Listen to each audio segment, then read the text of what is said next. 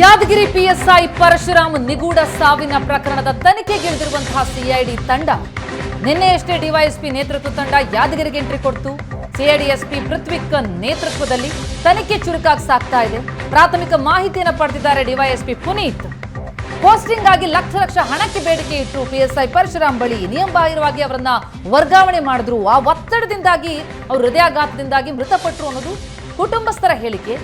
ಶಾಸಕರ ಮೇಲೆ ಗಂಭೀರ ಆರೋಪವನ್ನ ಮಾಡಿದ್ದಾರೆ.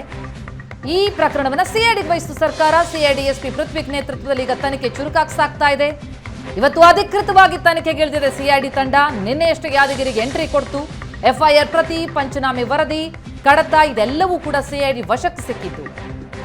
ಪರಶುರಾಮ್ರ ದೂರವಾಣಿ ಕರೆ, ಹಣದ ವ್ಯವಹಾರ ಇದೆಲ್ಲದರ ಕುರಿತು ಪರಿಶೀಲನೆ ನಡೆಸಲಾಗ್ತಾ ಇದೆ. ಪಿಎಸ್ಐ ಪರಶುರಾಮ್ ಕಾಲ್ ರೆಕಾರ್ಡಿಂಗ್ ಕೂಡ ಪರಿಶೀಲನೆ ಮಾಡಲಾಗ್ತಾ ಇದೆ.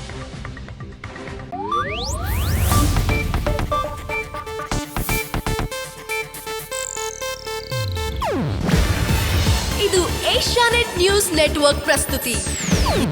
ನೀವು ನೋಡ್ತಿದ್ದೀರಾ ಏಷ್ಯಾನೆಟ್ ಸುವರ್ಣ ನ್ಯೂಸ್.